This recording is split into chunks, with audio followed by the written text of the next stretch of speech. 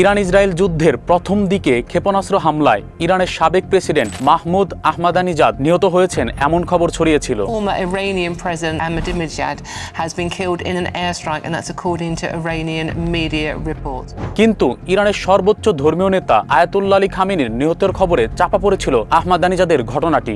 পরে অবশ্য খবর ছড়িয়েছিল তাকে ঘিরে খোদ ইসরায়েল আমেরিকায় ভিন্ন এক পরিকল্পনার ছক কষেছিল। তবে সেসব খবর আর গুঞ্জনকে মিথ্যে প্রমাণ করে প্রথমবার জনসম্মুখে এলেন তিনি। সোমবার তেহরানে আয়াতুল্লাহ আলী খামেনির জানাজায় তাকে সশরীরে অংশ নিতে দেখা গেছে। যুক্তরাজ্য ভিত্তিক সংবাদ মাধ্যম দ্য টেলিগ্রাফের এক খবরে বলা হয়েছে, সোমবার তেহরানের রাজপথে সাধারণ জ্যাকেট পরিহিত এবং থুতনিতে মাস্ক নামানো অবস্থায় সবার সামনে এসেছিলেন আহমাদানিজাদ। অংশ নিয়েছেন খামেনির জানাজায়।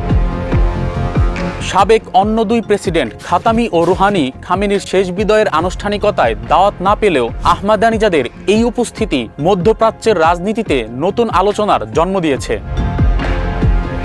এর আগে মার্কিন সংবাদ মাধ্যম নিউ ইয়র্ক টাইমসের খবরে বলা হয়েছিল, ইরান ইসরায়েল যুদ্ধ শুরুর পর যুক্তরাষ্ট্র ও ইসরায়েল মিলে ইরানের শাসন ব্যবস্থা পরিবর্তনের একটি গোপন পরিকল্পনা করেছিল।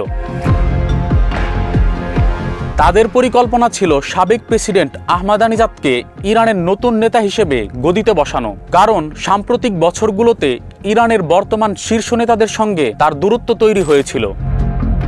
এই পরিকল্পনার অংশ হিসেবে যুদ্ধের প্রথম দিনই তেহরানে আহমাদানিজাদের বাড়িতে ইসরায়েল হামলা চালায়। উদ্দেশ্য ছিল তাকে গৃহবন্দী দশা থেকে মুক্ত করা। কিন্তু ওই দিন ইসরায়েল ও আমেরিকার একযোগে চালানো হামলায় আহমাদানিজাদের বাসভবনের কাছেও একটি রকেট আঘাত হানায় তার মৃত্যুর খবরটি চারদিকে ছড়িয়ে পড়ে। পরে ট্রাম্প ও নেতানিয়াহু এই গোপন পরিকল্পনা থেকে নিজেদের গুটিয়ে নেন।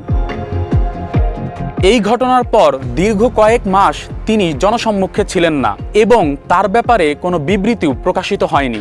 এমনকি তেহরানের সরকারি কোনো দপ্তর থেকেও তার জীবিত বা মৃত থাকার বিষয়টি নিশ্চিত বা অস্বীকার না করায় রহস্য তৈরি হয়েছিল। সেই রহস্যের সমাপ্তি ঘটল খামেনির জানাজায় উপস্থিতির মাধ্যমে।